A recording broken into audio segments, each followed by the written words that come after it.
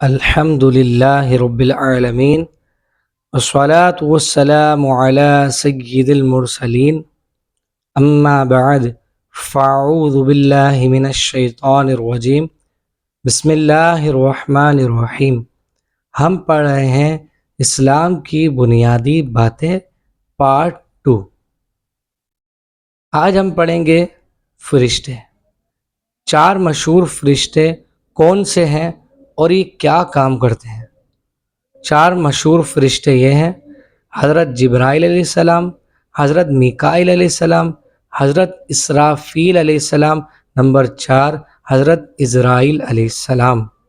اور ان کے کام یہ ہیں: حضرت جبرائیل علیہ السلام کے ذمہ اللہ عز و جل کی وحی کو انبیاء کرام علیہم السلام تک پہنچانا ہے۔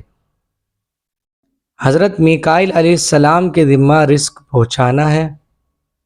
حضرت اسرافیل علیہ السلام کے ذمہ قیامت کے دن سور پھونکنا ہے۔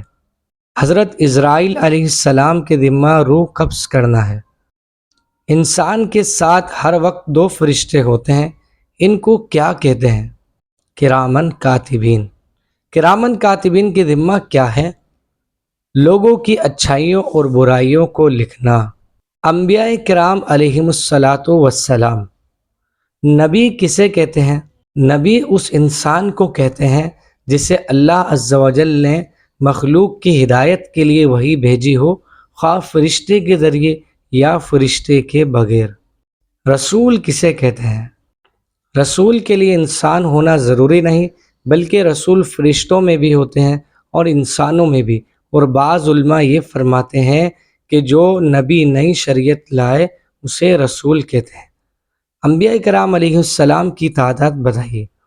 اللہ عز و جل نے بے شمار انبیاء کرام علیہ السلام بھیجے اور وہی ان کی صحیح تعداد جانتا ہے۔ ابو البشر کس نبی کو کہا جاتا ہے؟ حضرت سیدنا آدم علیہ السلام کو ابو البشر کہا جاتا ہے۔ کس نبی کے زمانے میں طوفان سے پوری دنیا غرق ہوئی؟ حضرت سیدنا نوح علیہ السلام کے زمانے میں۔ آپ سب کو اگر ویڈیو اچھی لگی تو پلیز قرآن ٹیچر چینل کو سبسکرائب ضرور کریں۔ ملتے ہیں نیکسٹ ویڈیو میں۔ السلام علیکم ورحمۃ اللہ وبرکاتہ۔